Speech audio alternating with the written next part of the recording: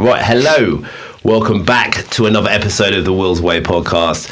We got a special guest again, Mr. Connor Brunning. How we keeping, buddy? How you getting on, mate? Yeah, it's been 4 years, hasn't it? It's been 4 years. So, just to give some context to this, we lasted a podcast, 4 years ago? And Connor was literally starting a business then. I really like this guy's energy, and in that 4 years, I think the guy's completely smashed the crap out of this business and what he's doing. You probably recognise this guy, you know, possibly all over TikTok. He's a guy in Norwich that kind of does these challenges.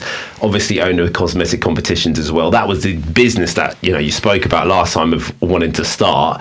Mate, what a whirlwind it's been for you the last kind of 4 years, mate. How are you feeling right now and everything that you're doing? Well, I think off the bat, you naively go into business think it's going to be easier than it is. That's always the case, isn't it, mate? It's 3.5 years into the company, and for the first 18 months we didn't make any money. So I was sleeping on the floor in my house that I just bought.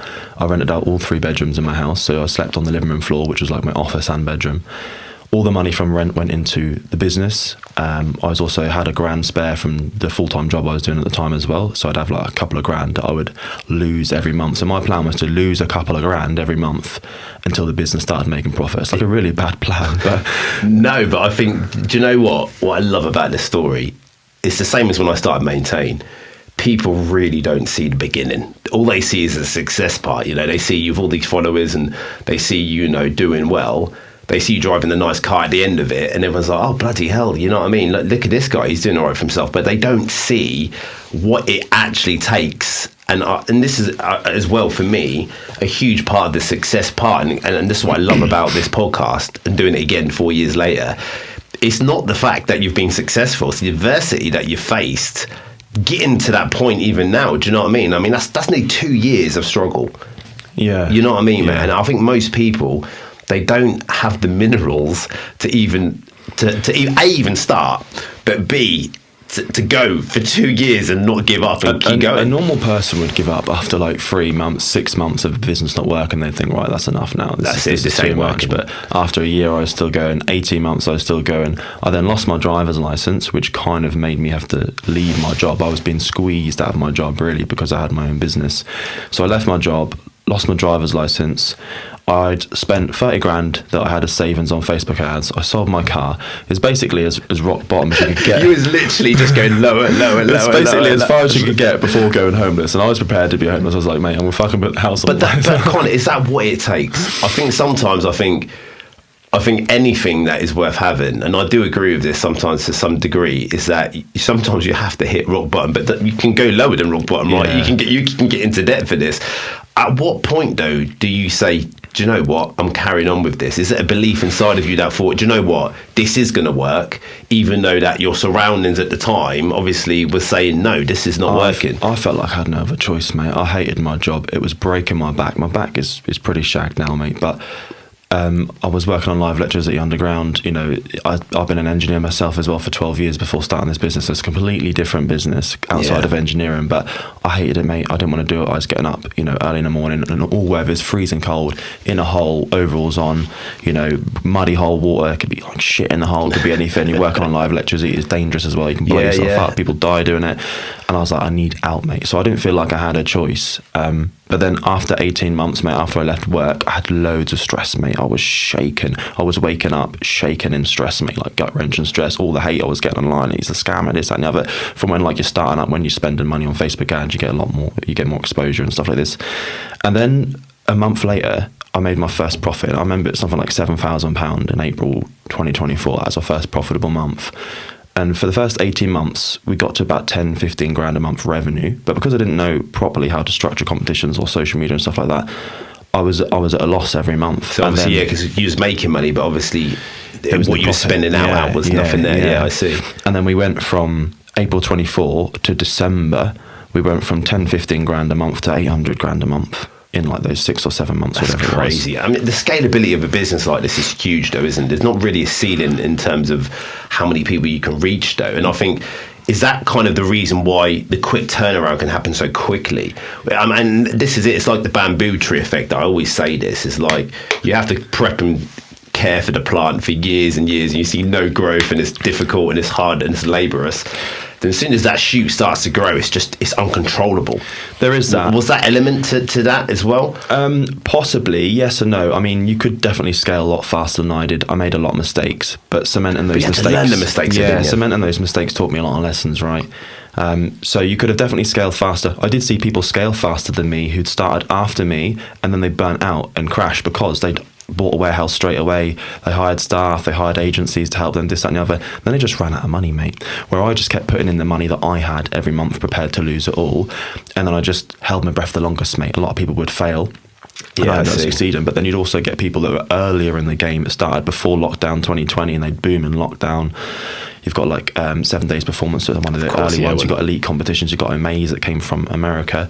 They're obviously very, very big, but they were early in the game as well. And they've got massive teams. You know, we've got like a team of 6 or 7 of us now, I think. Wow, okay, cool. So like these guys that the early adoptions in the competition era, did they have the advantage because it was new? Because it was new, there weren't too many people doing it, and obviously they've got skin in the game. So I'm not going to just say that, they were new. Obviously they know what they're doing, mate, and they've had years of mistakes to be able to learn that as well. But so when you first thought, right, I need to change my life, man. This job is shit. This is not what I want to do. What brought you into the competitions game? What was it that was attractive to that for you? To think, do you know what, I can make a go of this and I can make it successful? So I had like 10 different businesses I could have done. Because I know you had loads of ideas. Because I think when we had that podcast, I think you listen back to the podcast anyway, because I think you do reel through 4 or 5 different ideas, and I think the Cosmetic Competitions was kind of on the go already, wasn't it? But you had other things as well, didn't you? I don't think it was, mate, because I remember saying that I'm going to do this business. It might be... so what it was is we started in 2022, but a year before that, essentially, I chat to my barber a lot, as you do. I go every week, the fresh trim and all that. And he was talking about the competitions and stuff, and he was saying, look, there's nothing really for girls, right? There's nothing for the females out there. I remember you saying this on the podcast now. So it's like cars, Rolexes, PS5s, this kind of stuff, but there's nothing for girls. So that was where the idea came from. Essentially, I was going to do it with my barber and another guy who was a developer, like a web developer. Then he ended up doing property. My barber got his own barber shop, and I left it a year. I had some other bits going on as well, YouTube and bits and bobs, and I closed all that up. And I thought, well, I'll do it myself then. I quickly found out that it's hard to sell handbags and shoes to girls because there's so many different ones. You want to raffle one off, that specific colour, that specific design, like not everyone's going to like the same thing, whereas a BMW is a bit more generic, or a PS5 is a bit more generic. Exactly. Yeah, it's more of a target audience. This is probably why I failed so long, because I thought I was trying to sell a product. I'm not trying to sell a product, I'm trying to sell a personality, a brand, a character. And that's when I started to scale, is when I stopped being so professional, stopped being so corporate. I relaxed, I started showing my character, having a flirt and a laugh on a Facebook group, and I managed to scale a community. Because the first year I didn't have a Facebook group, it was just a Facebook page. Then I not switched over, but then I added on a Facebook group as well. It's very slow to start, but with a Facebook group, the growth is compounding. So it took me 6 months to get to 3,000 members. And back then you could do things like, I'm going to drop £1,000 in the comments if we hit 15,000 members by midnight or something. It goes crazy. People invite all their friends. You get thousands of group members, and then you also get X amount of those convert to customers. So then the second 6 months I had the group, that compounding effect happened, because the more members are in the group, the more people see your posts. And also it's word of mouth as well, wasn't it? Because obviously you had people already within that network, and albeit it wasn't huge at the time, but they'll speak to their friends and they'll be like, got this guy, we've got this group, he's got giveaways. And I think that's so underrated, isn't it? I think a lot of people think, he's put 2 TikTok videos out and blown up. It hasn't grown like that. They don't, like you say, they don't see the bamboo. They don't see all your videos before that where you didn't get any views and things. But not even that. I mean, Facebook groups. I mean, how powerful is something like that? That a lot of people, I don't think, are willing to put the groundwork into, because it does take time to do stuff like that and build that community. I've also I don't know if it is my fault or not. I had a podcast with a guy called James Sinclair, and on this podcast I said, we're basically getting free marketing from Facebook. We don't spend money on ads. So I got to my first £1 million a month with 0 ad spend. I spent 30 grand in the first year, but I stopped after that, and that's when I started making profit. Our best month, we gained 20,000 paying customers. How the fuck? Right, and that was through a Facebook group. Anyway, on this podcast I said that it's free marketing. You incentivize people through freebies to join the group. They join the group, X amount of those people convert. I feel like someone from Facebook saw that podcast and thought, fuck you, and they turned the dial right down the reach. So after that, weeks after that podcast, again, I don't know if it's my fault, you know, or it's going to happen anyway. But you see the engagement drop off after that podcast. Everyone in the competition space started to really struggle. The podcast was like end of January or something like that, February time. And then end of February, we were doing £250,000 a week. And then the next week, we dropped to 100 grand like that. So we lost like over 50% of our revenue. The ad revenue, reach really dropped. And then the sales just went right down. So we went down from £1 million a month to less than 200 grand a month. For a year, I was trying to figure out how to, like recently, I feel like the last month or so I've managed to fix it. So I tried all these different stuff. I've now got like chatbots set up that I've built it all down, like talk to my customers for me, get their email, get them onto our systems and bits and just bobs. get them into the funnel. Yeah. And then because groups stopped working, I had to find another way to to be seen. So that's when I started posting on my personal page, and that's why I'm known so much now, is because of all the viral videos, doing all the giveaways in the streets. It's because the Facebook group wasn't working. So I was making a shit ton of money, but I wasn't really known. I feel like I've now traded money for vanity because I'm now really well known, but it's really hard to convert people from like a Facebook video, like a giveaway video where I'm, you know, holding the whiteboard or doing a mystery box. Yeah, because people just think I do videos. They think I'm a YouTuber. No, they don't actually know Cosmetic Competitions they just exist. think I'm a guy that just gives stuff away in the street. No, it's for my business. You know, I give back to the community, which is great, and also it's marketing for my business. But I could get 1 million views on a video and maybe get like 10 new customers. That's how shit the conversion is. But I think that's what people also need to understand and remember. Okay, social media is great, but does it necessarily be a funnel to bring people into the business or buy the products that you need to? Do you know what I mean? It's difficult. I post my videos everywhere personally, and I post them on the business. But with the business, you can set up a chat bot. So I can say in my video, which I do, I'm not giving away free juice here.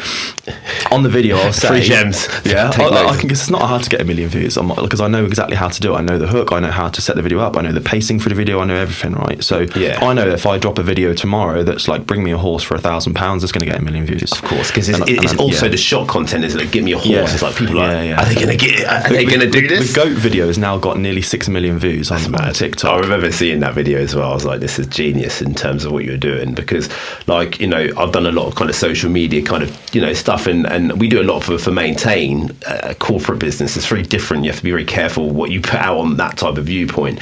But that hook line and grabbing people's attention is so important, isn't it? And I think through your page, especially the TikTok page, you've really managed to be able to grab people's attention. Do you know what I mean? Yeah, that's it. So attention's easy. It's monetizing it. So what I've done recently, I mean, I've had chatbots before, but they never really went anywhere. I've now built them a lot better. So in my video, I'll say, if you guys want to win some cash, comment yes, please. Yes, please is like the trigger word. So when they comment yes, please, my chatbot then gets hold of them, sends them through a flow in the DMs, gets their email and gets them on our system, gets the juice, sends them to the website, builds rapport first. You don't want to just send someone your website link. That's shit. Yeah, because it's not warmed them up, has it? You know? No, so the chatbot gets them to invest their time first by like, oh, do you want to know how we can afford these videos? Do you want to know how much we've given away? Do you want to get involved? It builds that rapport up first, and then it sends them to the website. Now they've already spent 2 minutes chatting to us, they think, you know, online. Now they've invested their time. All right, I might as well get some tickets then, because you don't invest 10 minutes of your time and then get nothing at the end of it. They want to feel something. So for a business like this to be successful, how many people you need buying tickets? Is it more volume based in terms of, you know, obviously you want to try to get as many as possible, don't you? Yeah, at our biggest. So we've got like 70,000 customers on our customer base, but that's not our active customer base. How I call active customers is the last 30 days, yeah? So how many people are buying into it regularly? How many people in the last 30 days have placed an order? So our biggest, when we've done £1 million, that was 17,500 30-day buyers, which doesn't sound too crazy. And it works out something, it does fluctuate to between £65 and £75 per customer per month. So you can work that out. If you've got 1,000 customers, you're getting 65 grand a month. That's amazing. And if you've got 10,000 customers, you're getting so really this relies on having reoccurring customers that buy into it every single month, because that's going to keep your revenue kind of not fluctuating like stupidly, isn't it? There's two parts. So one is customer retention and one is customer acquisition, and a lot of businesses focus on the acquisition without fixing the leaky bucket, you know. That's it. They lose customers and they have to bring more into the funnel, which you have to warm them up again. You know, if you've already got these customers warm, how do you ensure, especially within the business that you've got, that you keep them customers engaged? Because obviously once you've drawn them in, do you have any techniques to say, right, how am I going to keep these guys buying from us? That's such a great question, mate. There's multi-platform is one, so you want to get people in as much different places as possible. So like for us, my big mistake, even when I was on big money, you're on big money doesn't mean you're making the right decisions, right? That's true. Yeah, that's so true. The Facebook group was like the pinnacle for us, and that was where all our money was coming from, which is great, but it's also bad because we were very platform dependent. We've now got Snapchat, TikTok. We're going to set up Discord soon. Obviously, our email list is quite strong. We've got an app where we can send push notifications. So getting them into a community like a group is obviously very good because it's a high retention loop because winners post their wins. It's a community feel. Everyone can chat. You can get in front of your customers every day, unlike a Facebook page where they can't post, unlike heavily ad-run companies where you've got to spend X amount to get in front of your customers again. And obviously things like that's another thing people don't get, do they? Like if you're running ads, they cost a lot of money, and you've got to make sure that the conversion rates are good enough. Because if not, you're going to be losing and not really, people run ads. As much as you try and the targeting on Facebook only works to a certain extent because you'll always end up targeting your current customers again. You'll always pay to reach the same customers as much as you can try and exclude audiences and bits and bobs. It's not 100% on the system. So instead of paying to reach them, you want to get them onto as many platforms that are either free or that you control as possible. Yeah. Emails is a good one. You can set up retention loops, win back flows, which I've gone quite deep into it now. So I've got all my customers tagged up and all the flows and different times and things that happen and depend on decisions they make or the flows they go through. So if you can get those very, very strong, and you always own your email list, even if the platform kicks you off, which happens a lot in this industry, you'll go from platform to platform because they'll just stop supporting your industry. Same with banks, you can get debanked really fucking easily. Our industry is actually harder than any others in the sense that you're not supported by banks, you're not supported by email marketing providers, you're not supported by payment gateways. By the fucking law, they're now trying to bring gambling regulations in and push it on us. Well, we're fighting back with our own voluntary code of conduct compared to what the government want us to do, and they're going to see how this code goes. There's all this stuff that goes into just trying to survive, let alone scale your business. To answer your question, to get on as many platforms as possible, to control your customers, to have your customers on a platform that you own as much as possible, and like a Discord is another one, but becoming multi-platform and not relying on one revenue driver like a Facebook group or a page or an Instagram. I think that's the same with anything, and it's even like investing, that you don't want to have one kind of place where you put all your money. You want to diversify where you see them audience groups and stuff like that. But again, I think, for your story, you've got to first of all get a place where you build that first community, which was obviously Facebook groups, and how you've now now this is quite exponential for you, isn't it? Because now you've already got the attention. You're now just taking that attention to different platforms, essentially, aren't you? Which is growing that customer base as well. Do you think this type of business is like that? It's so difficult to get going, but once you are going, you've got momentum, it's a lot easier to bring up? Or do you have other challenges of now, if we want to grow from this point, we've got to change things up or do things differently? Yeah, both of those. So you think that once you get big in business, that's it, and you're always going to be able to make money. But things change, laws change, platform changes, a Facebook group is changed, the laws are trying to change. There's always new challenges, so you really can. Because I always saw other people I made millions and then I lost it all and made it back again and I lost it all. I'm like, how the fuck are you losing it 3 or 4 times over? I ain't going to lose my million, But I understand now because things do change, mate. And imagine you've got a payroll where you're doing 50 grand a month in payroll, 50 grand. Our biggest month was 60 grand a month payroll and softwares, right? So imagine kind of your outgoings in terms of the people you employ, just staff and software. Just staff and 60 grand a month. That was our biggest, right? Imagine things change. You've got your £1 million and things change, so that somehow you're not making money like you were before, and you're trying to figure it out. Well, while you're figuring it out, you're earning 60 grand a month. And you're also got maybe any business expenses as well, like prizes that we give out as well. So you could, let's say, lose 100, 150 grand, 200 grand a month while you're figuring shit out. Or, before you know it, mate, 6 months down the line, you've lost your fucking £1 million. That's how you can lose it all, mate. You can get it all. I think that's what people don't understand, isn't it? To run a business, it costs. I think a lot of people just think, he's earning millions of pounds. Yeah, but how much am I spending to make this work? And tax. I'm getting taxed to high heaven. I've got my people to pay, and also you've got to keep them people happy as well. Do you know what I mean? Because if they, we've had a few difficult employees in the past and stuff, and mate, how much energy that burns from you not focusing on what you need to do. Jesus Christ. I mean, we were trying to get rid of one guy, and that went through HR and everything. But that 3 months, I think I was more stressed than I've ever been And it was just one person causing me the stress. You know what I'm saying? It's absolutely crazy. That affects your bottom line, mate, massively. Yeah, because not even that, it affects your attention. Because, you know, especially you being at the top of the business, you can't focus on the strategy. You're focusing on that. Yeah. And if you're focusing on this, you're not pulling the business forward, are you? Do you know what I mean? So I think a lot of people don't really realise that this is a business. This ain't just Connor's jumping on TikTok and doing a few TikTok videos. Yeah. There's a whole, and this is what I want this podcast to also explain, because look at the depth that you've had to go through in the thought process that you've had to build and the systems that you've had to build to make this work. This ain't simple. You know, the idea of it might seem it. It seems very simple business from the outside. But you look around it, and this is also what I think a lot of people need to realise. If you wanted to say, I want to start a business like this, you need to be prepared, because this isn't just an idea.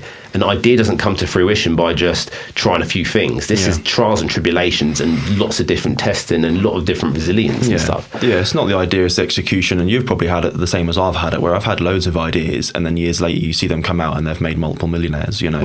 That happens all the time. It does, yeah. I mean, even in Ireland, it's just, that would have been good, and you didn't act upon it. It's like, shit.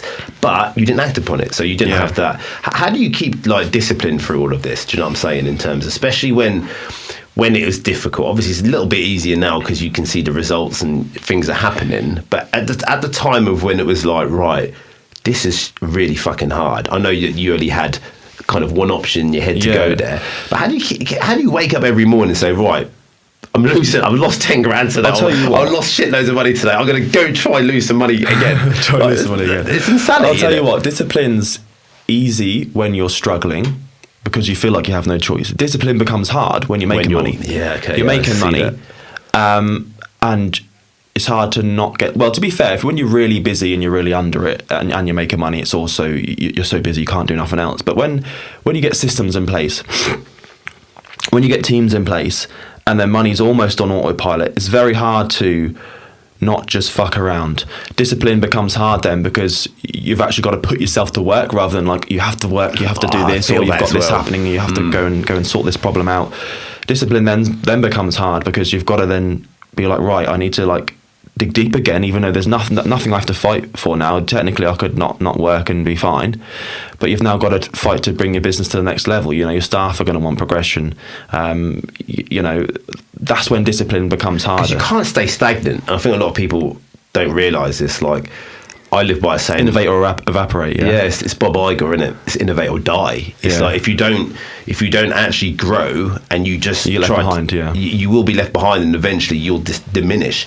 And I think that's also, you know, really great point you say that. It's like discipline's harder when you've got things set up, because the same with us in our business now. Like, don't get me wrong, I still have a very huge involvement in what we do, but you are right, I could probably get a managing director in, pay him some good money and let it run on autopilot, but that isn't going to bring the business into the future. Eventually it's slowly going to start going down, because they need the entrepreneur's direction. They do, and you need to be able to think of the next thing, and like inherently, like you said, the external circumstances around everything, like technology, innovation, like technology is reshaping our business crazily right now. Like a lot of the older techniques and services that I knew wouldn't, say, exist in 5 years' time, we're already putting the things in now.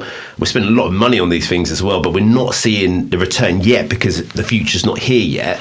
But when the future does hit here, we're ready. We're ready to innovate, and then we're ready to have the product and services available on the technical side of things, ready to launch. I think a point to add on to that is speed of execution. And I think a lot of people have this problem in business, and it's that it's hard for you as the entrepreneur, the business owner, to remove yourself from the business. You've got to get teams and skilled people in quickly, because the more time you spend running your business, the less time you spend strategizing. Because I know that when stuff is done for me, you know, you have like a things you want to do or progressions you want to make, and it might take you a month, and that's your month plan, but that's with your current workload. If you had all the staff handling the operations, the marketing, the sales, customer service, all this kind of stuff, that month becomes 4 days, and then your business just goes tenfold, because you can focus time just playing chess and pointing people in directions and doing strategy stuff, and that's worth so much more.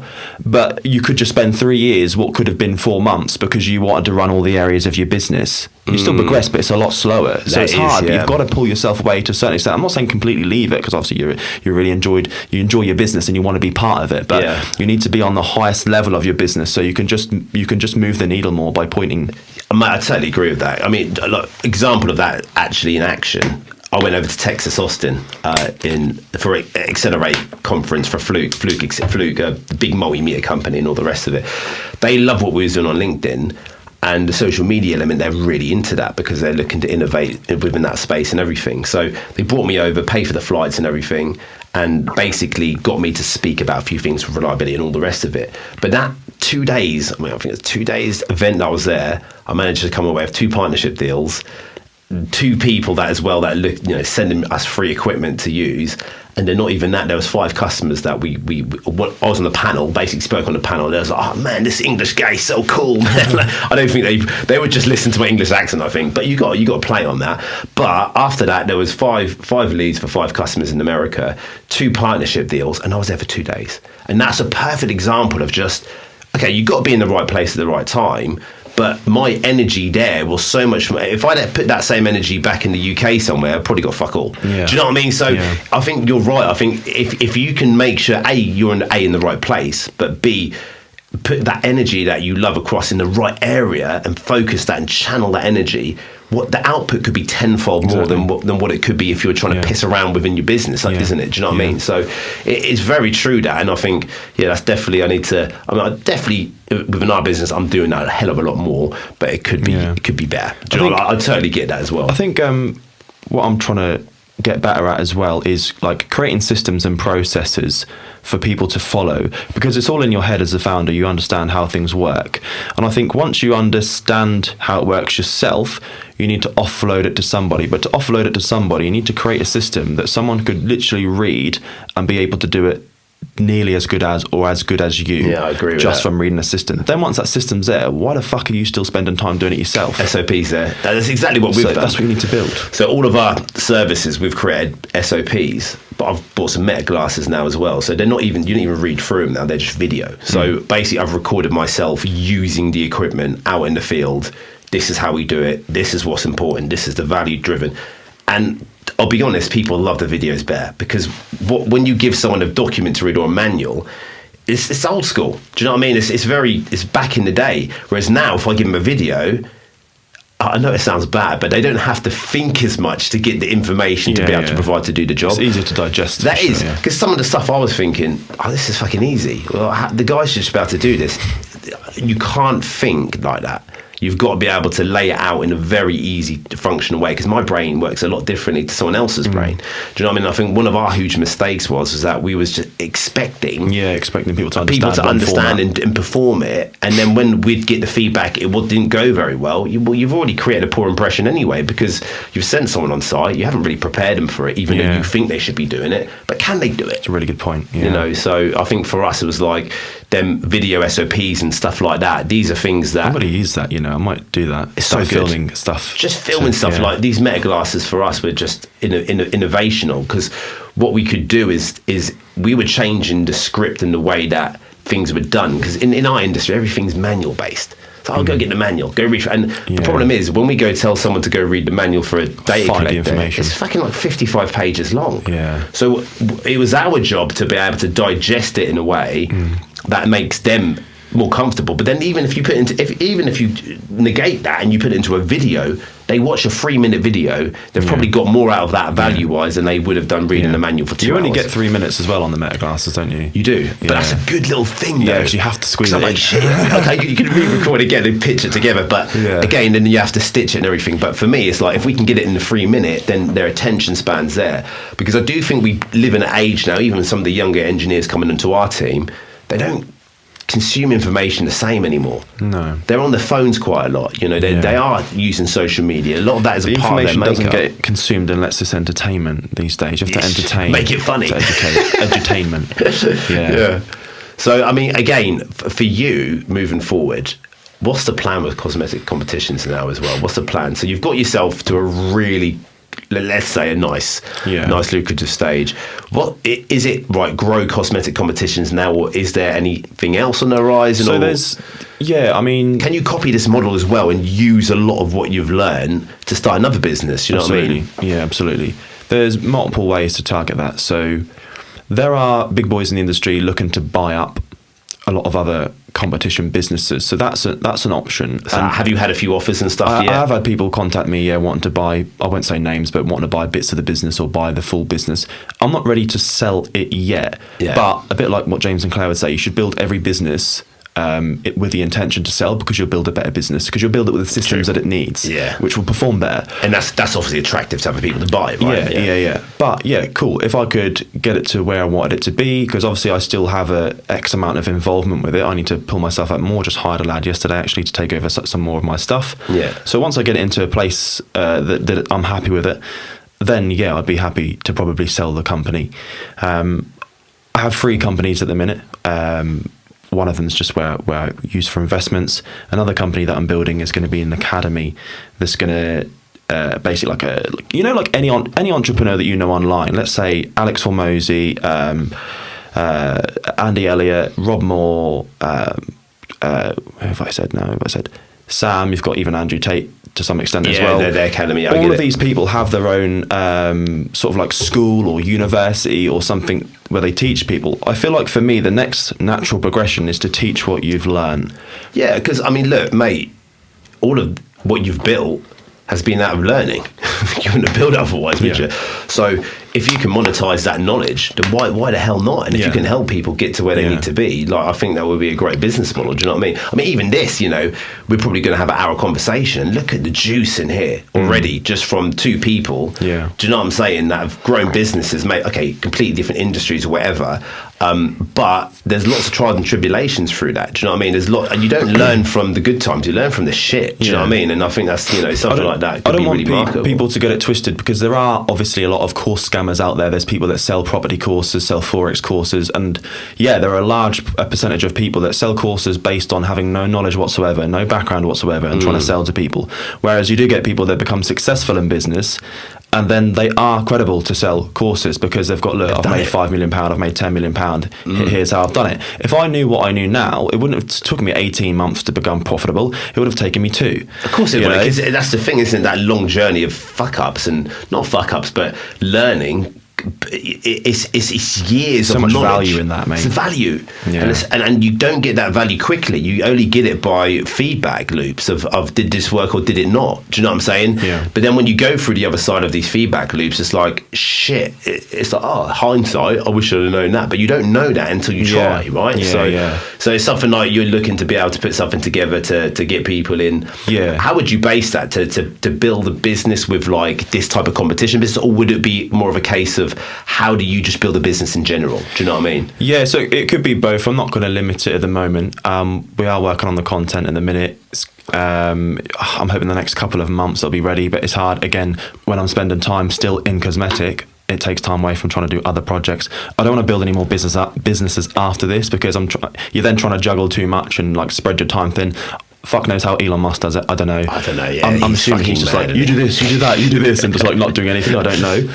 But no, apparently he works like fucking 12 hours a day. Stupidly, this guy doesn't 12. stop. Yeah, try like 18. Well, probably like something like that. But like ruthlessly, this guy is just like just doesn't fucking stop. But you can see why if you look at the businesses he's operating as well, Tesla, SpaceX, and all this type of. Do you know, even like Starlink stuff. It's like that shit is revolutionising so many problems across the world, isn't it? Do you know what I mean? But again, I think you're right. It's difficult to focus on more than one thing, isn't it? Do you know what I mean? If you're trying to be innovative, to scale something, you've got to have full focus on it, and that's why if I can get more of cosmetic hired off into staff, then I can focus more on the academy I'm building. Another thing that people might not think about: if you've got something that you can teach people and you can make them money, and you can do it because you're good at it.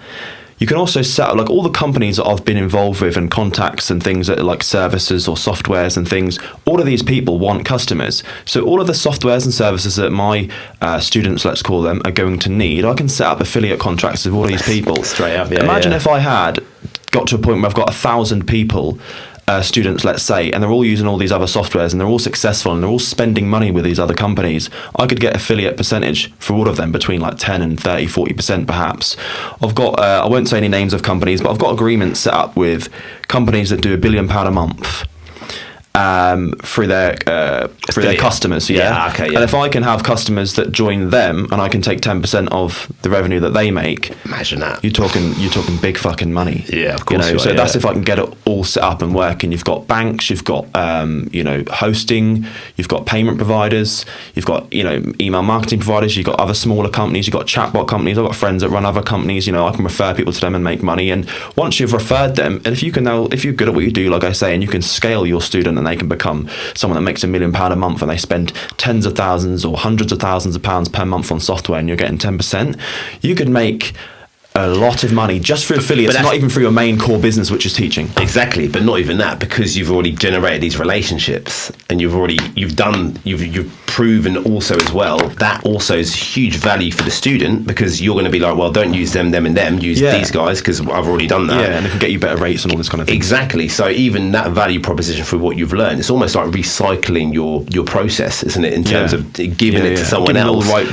giving them the right shit. Well, that's valuable for the guy that's paying for the course. But not even that. He's going to be like, fucking, this is great. I'm now not making these mistakes that's going to elongate my success.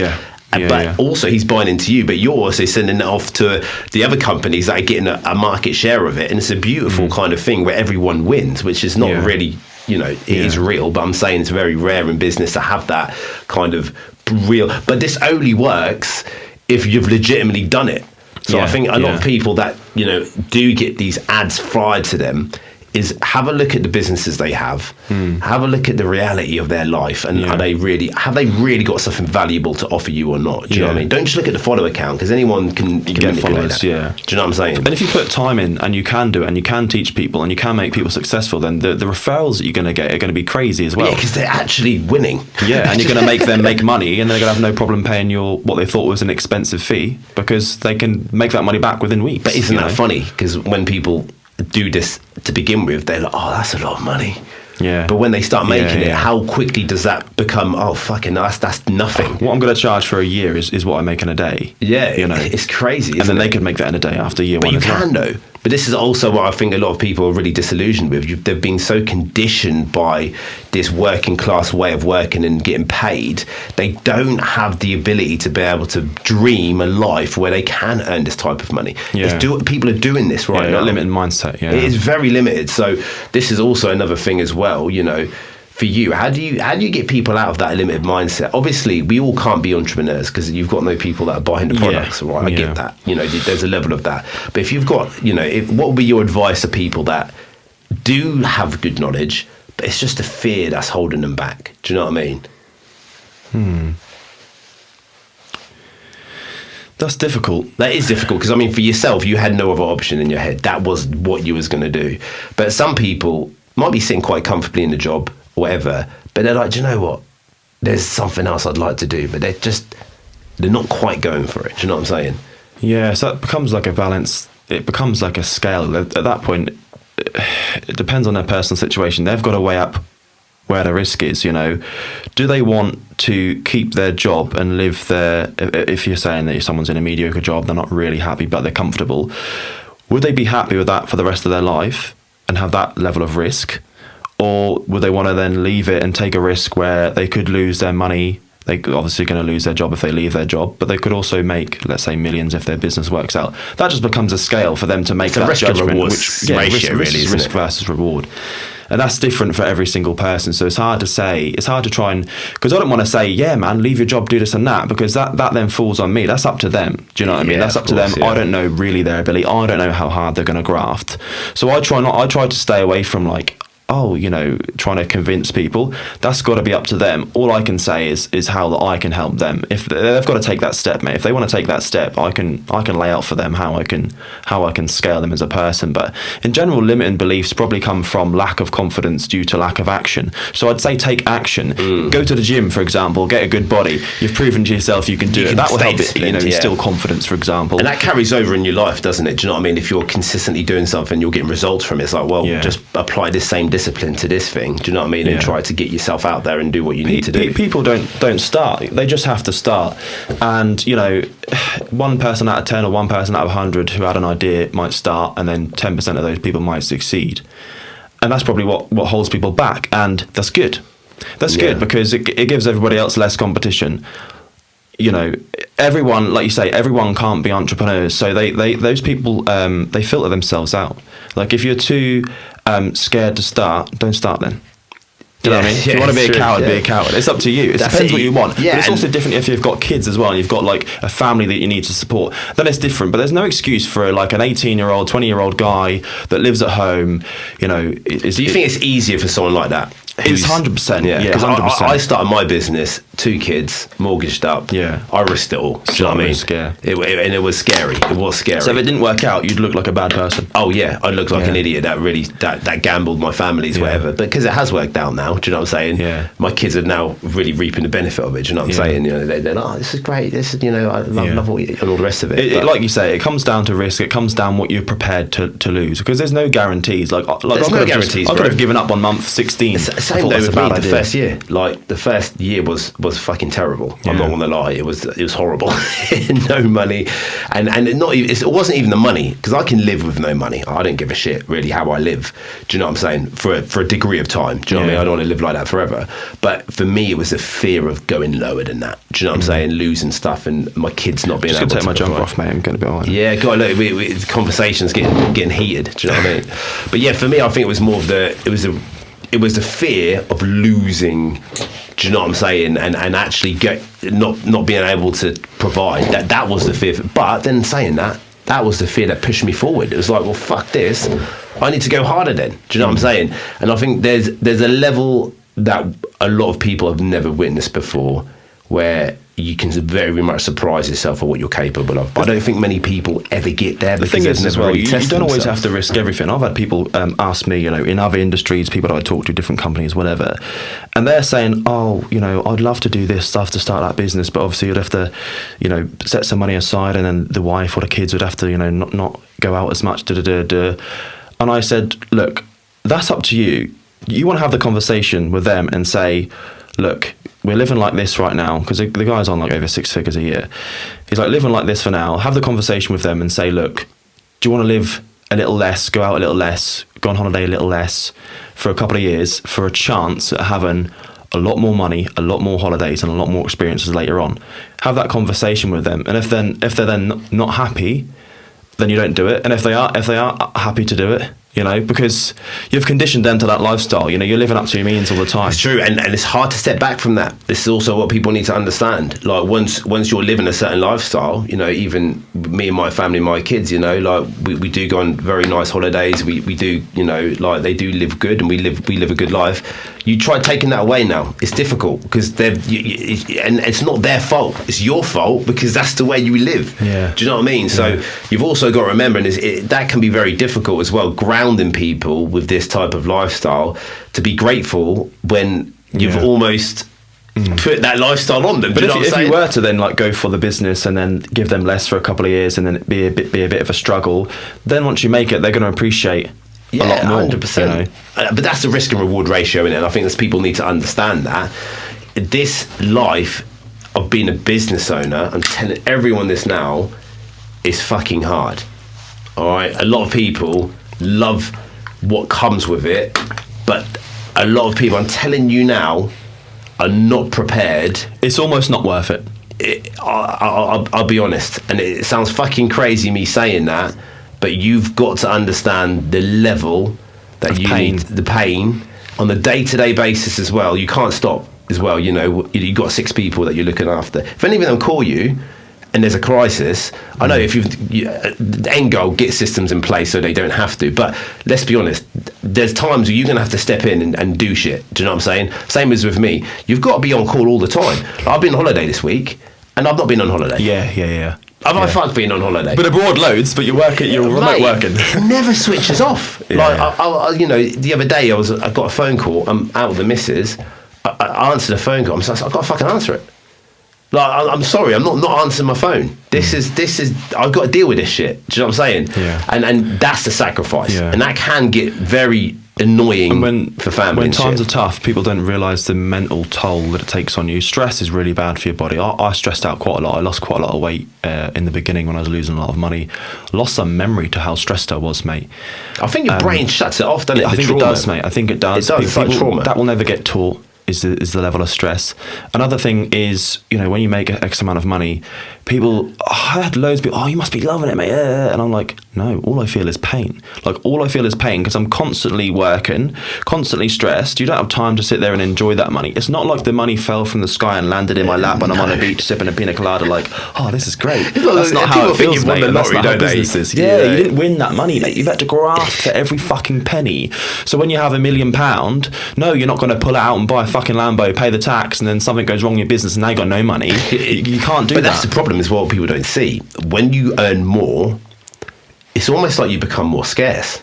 It's weird, isn't it? It's a weird concept. I thought I would be more confident as well. So like because I take the piss a lot and I have a laugh and I don't care like how I look in public. But because I'm a lot more known now, I'm more conscious of like of what I'm doing. Am I wearing the right thing? Whereas when you don't have too much money, you think, oh, when I'm rich, I'll be able to do whatever I want because it won't matter if I look silly because I'm rich. But you actually care more. Of course you do, because it's more of an impact to you as well and your personal brand. And people don't understand that either, do they? Like, the fact is now you are well known, and because your face is on the TikToks and you've got a lot of people know your face. Yeah. You know, so now even when you're out in public and when you're doing things, it gives me anxiety, mate. I'm always looking over my shoulder as well. You are conscious, aren't you? You are conscious. Am I saying? And not even that. Even the same with my business. I've obviously got a podcast. I do music as well.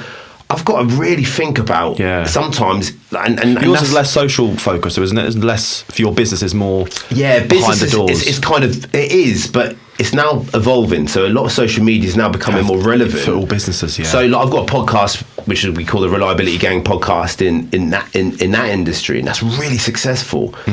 And obviously we talk about the industry and what we say, and which is great. But I also I do music. So some of the stuff that I'm saying in my music, you know, you have to. I don't want to not. The thing is with music, is an expression of how you feel and what you think. But you almost start to think, is this what would happen if one of my customers see this? How would it look? Yeah. And that's another really frustrating thing, because you want to try to be yourself, but at the same time, when you're that level, you're a managing director or whatever of a business that does turn over a lot of money. Yeah. It does have an impact. You can't just be like, oh, it could just be me. For me, a thing I didn't think of too much was like taking photos around my house or in public. Oh, mate. I have to be careful. I don't want to post a photo that's near my house because somebody's going to see that. And then if you've got haters, which you do, they can turn up at your house. Find out where you live. They know your car. I don't like people when they see me in my car because I'm like, now you're in my car. Yeah. Now you can do something to my car. Like, that's also the other thing around it, isn't it? It's like, okay, I could go get a nice car. And you worry. But I don't want to park it anywhere. No. Yeah. Like, who have I pissed off? Can I buy this car? But that's, I know it's mad, isn't it? And that's the thing with me, because I was gonna go to the Porsche. I was gonna go get it, and I've done that one. Yeah, no, it lasted 4 days for you. It was an electric Porsche Macan, really nice, whatever. Looking at it, got it all specced up, and I was about to pull the trigger, and I was just like, what if? Yeah. And then I looked at the Tesla, and I was like, it's nice. It fades in a little bit. It's still a nice car though, but also I was driving it to customer sites, and this is another thing. I'm like, if I drive that Porsche on there, there's either two ways. Money for? There's either two ways that the customer can see it. Yeah, fuck, he's doing really well. That's great. But majority of the customers that I go to probably wouldn't think that way. Getting paid too much. They're like, mate, am I paying this guy too much money? And it just looks, paying for his Porsche. That's type of mentality, and that's not what I want to try to give off. So it's like this battle between push and pull. So I got the Tesla, but now I'm less stressed. I don't want to be in situations and scenarios when I'm driving that to site. I'm like, who's looking at me? Worried about it. What the fuck? Yeah. Oh, I don't want to get parked out in the mile and think about. Yeah, exactly. So for me, I think the more I actually get, the more I'm attracted to a minimalist lifestyle. Yeah. Same with my clothes the other day. I was looking through all my clothes and I've got a fucking wardrobe full. And I just took half of them out that I don't wear, and I just sold them at the car boot the other day just to get rid of them. Yeah. And how better I felt after that. Because I don't have to worry about this wardrobe, what I've got, and I can just wear simple shit.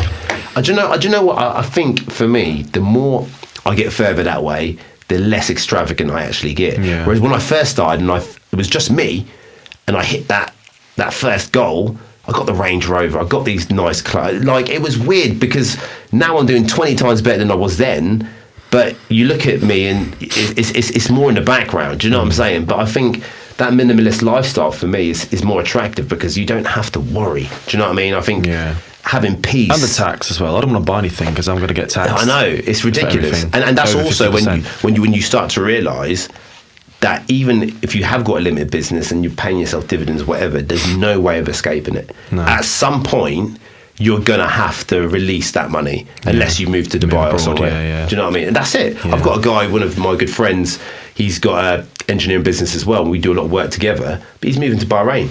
He's just had enough. Do you know what I mean? But he's probably turning over probably double what I am. Yeah. So he is getting to the point now where it's just like, shit. It's more affordable to do it like that. It's my money's now getting, okay, I'm earning great money, but the idea of being able to part with so much of it is just pissing him off. Do you know what I mean? The tax bill that I've now got to pay, it's pretty disgusting.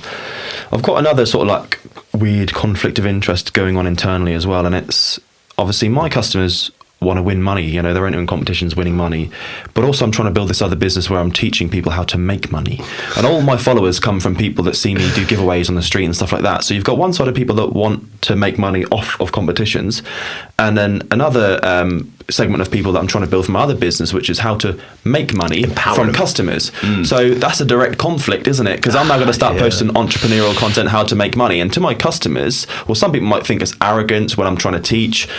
Some people will think, well, I don't want to enter his competitions because he's making money off us. Well, obviously it's a business, you know, you get winners, you get losers, and then you get profit. That is a conflict of interest though as well, because if you think about it, the mindset of the people that with the competitions is a very different mindset to the people that want to progress and be empowered. So showing how I made money is going to upset a lot of the customers. Think, well, he's making too much money, because I've got to show off making money to try and push the other business, an academy where I can teach people how to make money.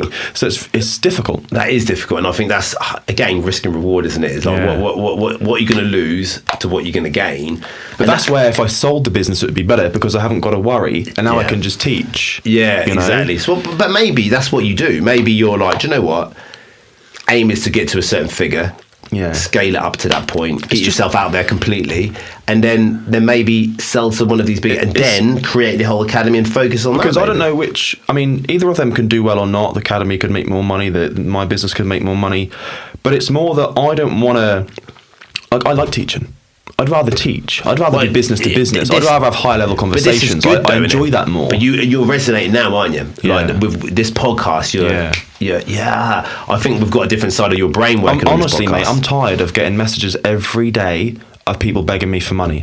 I know there's, people struggle out there. I get all that. I understand all that. But it's hard for me every day to try and read these messages. But that's difficult for you as well, though, because the content that you do is giving away. Yeah. So people are now they think they're my friend, and they think, oh, can you give me $1,000, please? Yeah. It's like, no, I can't give everyone $1,000 because I have no fucking money left. The idea is it's a blessing for whoever does bring you whatever on that, because that generally can make a difference in a day or even their month. Do you know what I'm saying? I am actually building something to manage this, though, because I haven't done enough of it. Yeah, I'll give loads of money away. Yeah, I do some charity stuff, but I'm going to build a fund. I'm going to build a cosmetic community fund, so we can have people put somewhere that they can put in like nominations or whatever they want. And then we can filter out the noise and get a selection, and then get the people in our group, we've got 100,000 people on the group, to then vote which ones they want, and then we could do like every week we could pick someone that we could do like a fundraiser for, or we have a certain pot of money every week that we can give, and that would be great because also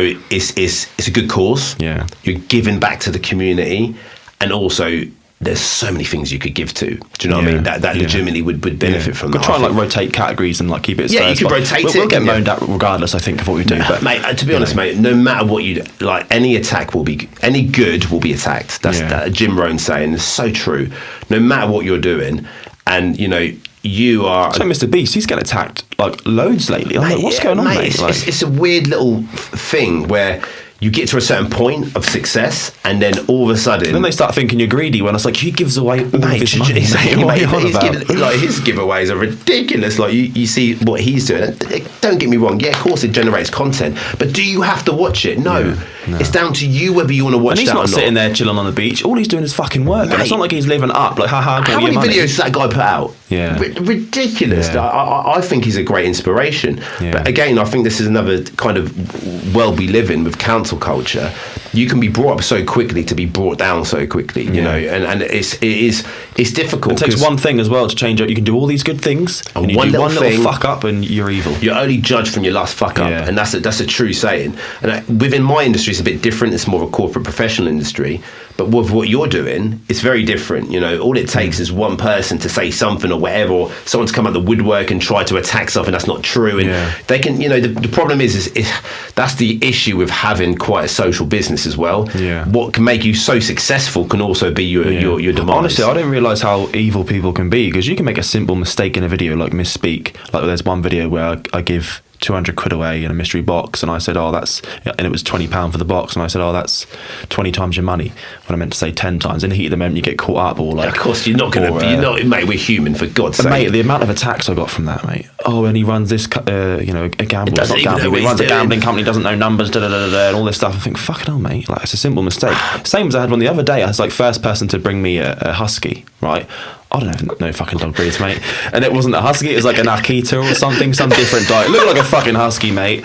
And then this other girl who had an actual husky, she came like a second later, but I thought it was 2 huskies. I give the guy the 400 quid, I give her some extra money as well. And say it was a husky. You got backlashed anyway. She didn't say it either. She had a husky, so surely she should have brought it anyway. Anyway, I didn't know. That video is now going viral, mate, and I'm getting like fucking thousands of comments. Like, I can't read them all, mate. But you know, I'm getting loads of shit, you know, as if I've just committed a fucking crime. To be fair though, this generation, but that's free money. It's good though, because I know it's shit that there's negative behind it, but it just boosts your video more. Do you know what I'm saying? So I think as long as it's not like, oh my god, this is absolute, you know, silly little errors like that, if anything, give you more exposure, because it's going to. It does. It does give us more exposure. You know, but at the same time, it's hard to try and sit there and read them comments. I know, and I think that's also a difficult thing as well, because you're quite a social person. Do you know what I'm saying? And you're quite bubbly and all the rest of it, and you're quite out there. It is hard because that. Especially when it's free as well. People don't realise though, do they? Because there is a mental tax on you that you have to read, regardless of whether that boosts your content or not.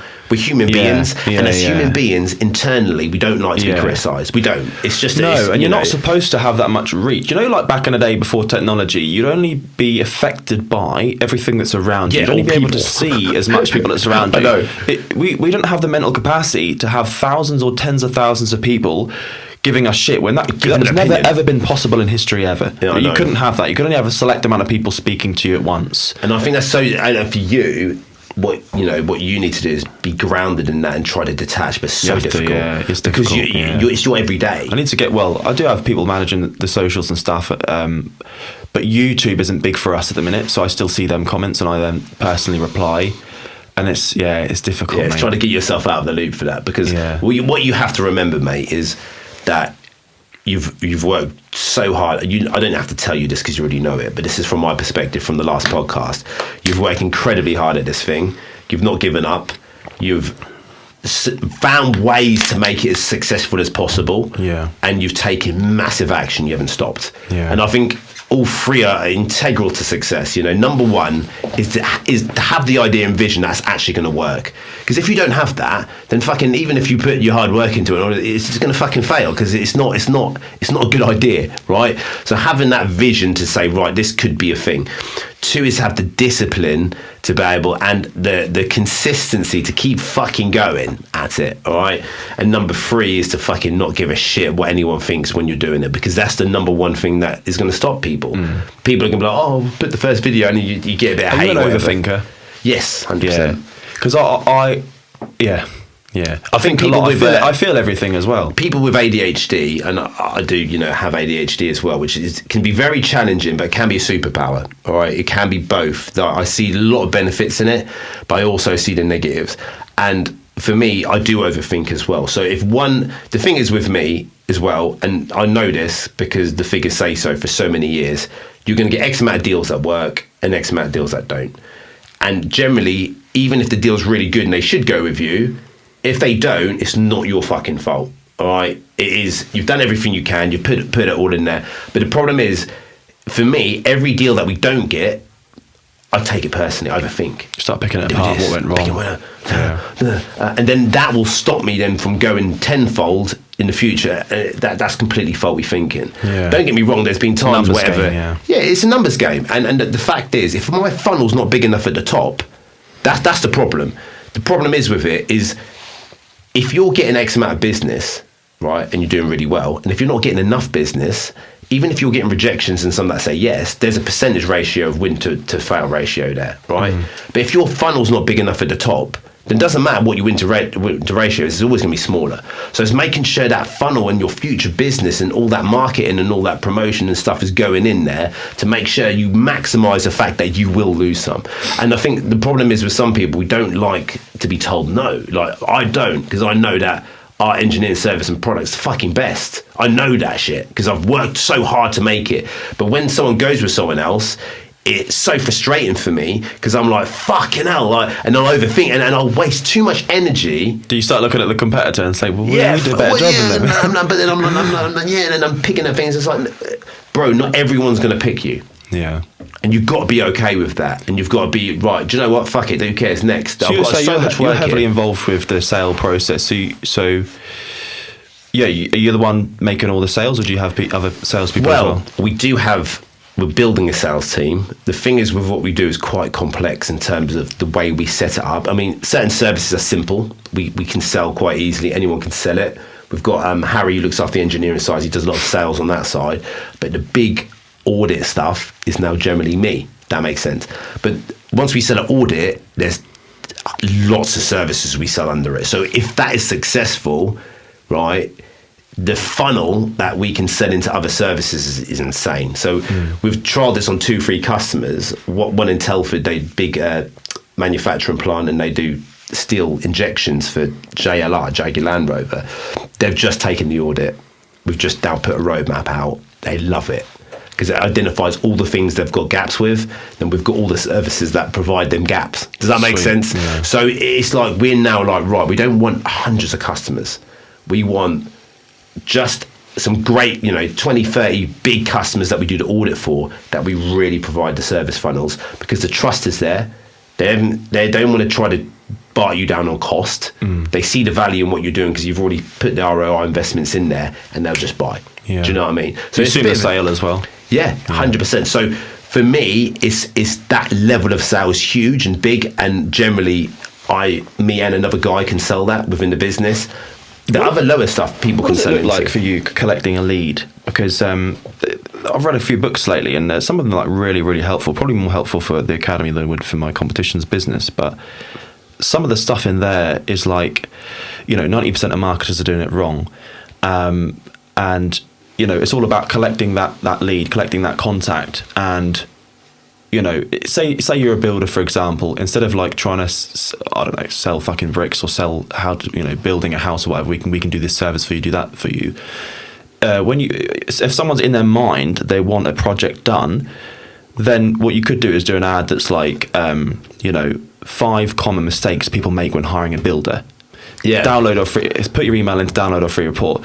So they're like, oh, I better check that out because I don't want to fuck up. Yeah, I don't want to hire the wrong builder. So then they go and download that, and then you give them some free value. They, mistake 1, mistake 2, don't do this, do that. Give them some free value over a series of emails. Day 1, 2, 3, warm them up, and then present yourself as a solution. And that's beautiful because what you've explained is exactly how we have to sell engineering. Yeah, there's no other way of doing it. Yeah. Especially when you're talking high-level businesses that spend a lot of money, they've got to have that trust, and that's where the Reliability Gang podcast was so integral. Because what we did out there was just give value. We weren't trying to sell anything. It was like, right, similar to that 5 mistakes. Become a trusted person in your industry. Yeah, exactly. Yeah. And we'd talk for me and my business partner. We'd talk for an hour about some of the industry problems that we've experienced, and the real solution to getting out of it. And generally, there's no real quick fix to anything when it comes to manufacturing, because a lot of it's people driven, a lot of it is human interaction and emotional, and a lot of people make decisions in maintenance that have the bigger impact. So the training element of empowering people so they can do their job properly was so vital, because what we talked about was how do we empower engineers to make the right decisions and be good themselves. We don't want to look good, we want them to look good. So when we changed that narrative and we was like, right, how do we empower you as an engineer? What we do, we put some clip snippets out and we'd target them as certain demographics, and it would work. We'd get messages from people saying, oh, I love that clip. Do you know what I mean? Is there any training we can do? Yeah, of course. And we'd power him. So you're going to make your reliability change in your business. You are, by us teaching you. And by doing that, he would feel very, give me the training. Give him the training. We run training. We do 5 courses a year. We roughly get about 10 to 20 people on the training course. About $2,000 a course as well. So it makes us money. But that's not the real money maker. The real money maker is when we train them, they go back to their plant, then they go get an audit because they're like, fuck, this is bigger than me. I can still drive this change, but I can't do it alone. I need support from maintain reliability. Audit would then go in, and then all the condition monitoring, other services, the engineering services would fill it into that thing. Yeah. So it is very much a solutions-driven thing. Detect, solve, improve, which is a 360, but it takes time. Your customer, like anyone that's trying to run a business like mine, you've got to be in it for years. So effectively, you're sort of offering them a slice of value there to then sell them on your core offer. Yeah, exactly that. So for us, we just need the right customers. Does that make sense? It's not all about volume, even though, we do have customers where we can sell online sensors and all that type of thing, which is great. But if you don't sell them the value out at the end of it, they won't have any value out of it. Does that make sense? They'll pay for it for a while, but if you don't sell them the value proposition in the end to try to improve their plant, it's going to be just a temporary thing where they're not going to be retained. A bit like you said, the leaky bucket. Do you know what I mean? We've had customers like that, and we've tried to take them onto the reliability journey and actually improve what they're doing rather than just monitoring, because data is pointless without doing anything with it. Same with iron, same with any industry. But if they don't then start to use it to actually improve what they're doing, they'll eventually not see the value in it. Yeah, of course. So they'll stop. So if we don't start to convert these people into that higher level offering, we know that customer's probably going to go and then we'll go search for more. Do you know what I mean? That are on that journey. Do you know what I mean? So a lot of our customers are really reliant on is the right people in place and want to make a change, for fuck's sake. Do you know what I'm saying? So it's a different model, but it's a longer game. Do you know what I mean? But when now we're starting to really win at the game, and it's taken, I've had the business 10 years now. 10 years. 4 years just me though. How old are you? 36. 36, so you started when you're 26. Yeah, 26, 27. But it was 4 years just 6, me. 7. 6, 7. If I can get that to me. But there was 4 years, it was just me. Yeah, it's incredible. So we scaled it. 4 years on your own. 4 years on my your own. own, just you. Just me. Fuck. It's a lonely fucking place to be. Yeah. It's so lonely. So when Will come on, it was like, oh my God, I've got someone I can talk to about this shit, which is like, and because we both geeked out on it and we loved it, but I had a lot of business acumen. So how did you hire that person? Was that someone that already had some skills, or just someone that you liked and you had to train him up? He had some skills. He was level 2 trained or whatever. He was fucking his arse end with engineering because he had 2 shit jobs before that. He completely mistreated. Come onto my team. It wasn't even a case of, you come on to be a director. It was like, I'm just employing you so I can start to grow the business. You scaled him up as well. And we just like that. It was fate, like how we were brought together and what we started to build together. Because he's IT. He can build systems. He's built a website. That's awesome. He's built 10 of our systems within what we've got, all through Glide apps. So all what the systems that we've now. What is his position called? Technical director. And he owns 10% of the business as well. Sick. That's really cool, man. He's definitely invested in and why 4 years on your own? Is it because you couldn't afford people, or you just didn't want to? Well, do you know what? I think the first year and a half was just fucking struggle. It was struggle. And the second year was like, okay, it's good. Third year was like, bam, like, right, I'm busy myself. Go buy the Range Rover. I fucking made it. Fucking thought I made it. Like, so naive to think that. Crazy at the time. But at the time, it felt good. You know what I'm saying? Because you felt like you deserved it because you put 3 years of work in. I want something out of this now. Yeah, it was. And do you know what? I wasn't stupid with it. You know what I mean? And I was always very savvy, and we saved loads of money as well. So like, I was always waiting for that rainy day, and luckily we did, because that COVID hit. And where that would have took most businesses out, it didn't take ours out, because I was very fucking, I don't know, it was almost like I was prepared for this. COVID showed who the entrepreneurs were. COVID really helped a lot of businesses, and some businesses that can't do well in COVID, you could have adapted it for it to do well. Exactly, which people but didn't do. It was a blessing and a curse. So when it happened, I thought, oh shit, this is not good. But when we come back to site, it blew our industry up. So when Will come on, I employed him in COVID, and it was a risk, but I knew that the work was about to blow up. And together, through COVID, we built this business, and it just kept growing and growing and growing and growing and growing, year on year growth. Do you know what I mean? So obviously, kind of the 6th year now from that point, We've got 10 people. We've got a repair centre as well, completely new business unit that repairs stuff with 2 guys in there as well. That is now flying that business only really from the last year or so. Do you know what I mean? Yeah. And then also we've got a detect business that the guys going out collecting the data, then the auditing business as well. So it's kind of like almost 3 businesses in one, but it's still under one business. Does that make sense? So we have Is it 3 separate diversified. companies? Not yet, no. No, so they are under one company, different branches, let's say. Not yet, yeah. So what about your staff? Is that, you say you got like 10 people? Is that across all of them branches? Or? Well, no, there's different people. So you've got probably 6 on the detect side. You've got 2 in the workshop, and then you've got kind of like me and Will that are directors.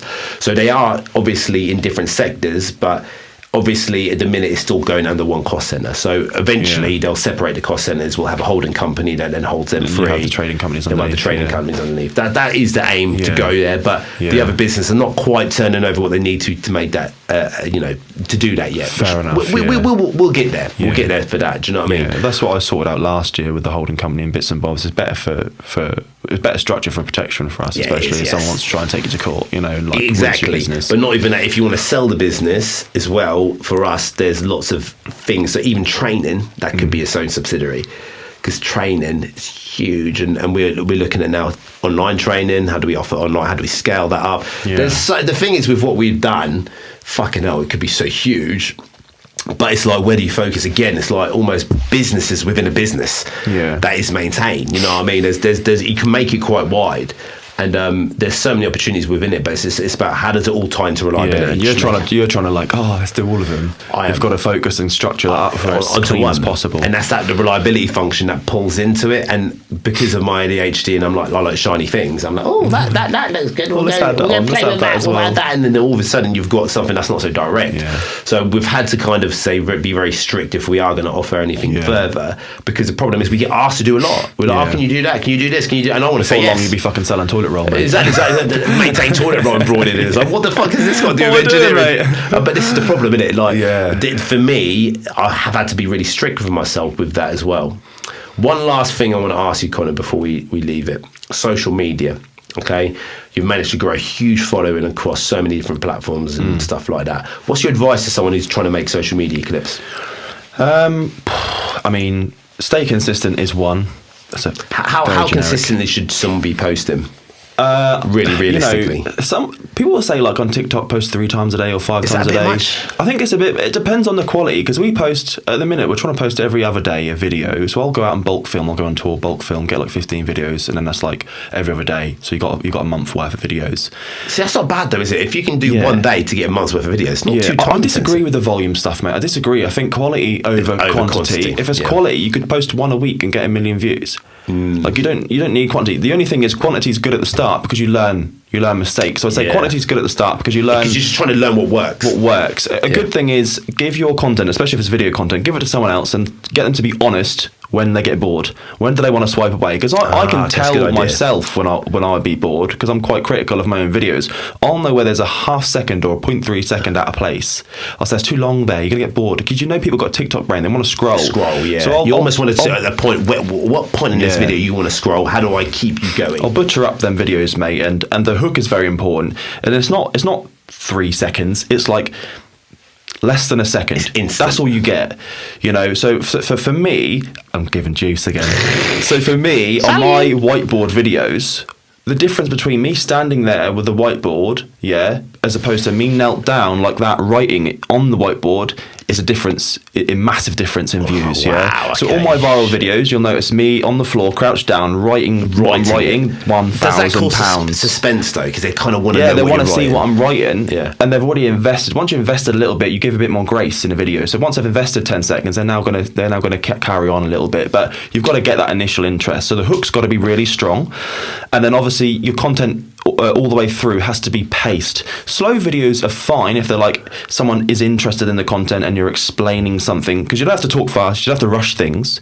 You can talk slowly and you can demand attention, but talking slowly you can engage people slowly, but pace in my videos are, don't leave the camera hanging on some person as they're walking away too long. You don't want to see 4 seconds of someone walking away. What are you doing? Half a second is max. They're walking away, cut next thing, cut next thing, cut next thing. It's action packed. So I say keep your stuff action packed if you're out and about. If you're not out and about and you're sitting here like this, then you can slow it down a little bit more. Of course, Make sure you know what you're talking about. If you're going to talk slow and try and demand audience, you know got to what be you're talking quite about. powerful with your talk Yeah, as well. I understand what you're talking about. So yeah, consistency, volume's fine at the start. Then you're going to want to really hone in on what's working, what's not working. Get honest opinions off other people. Don't ask your mum or your partner or whatever.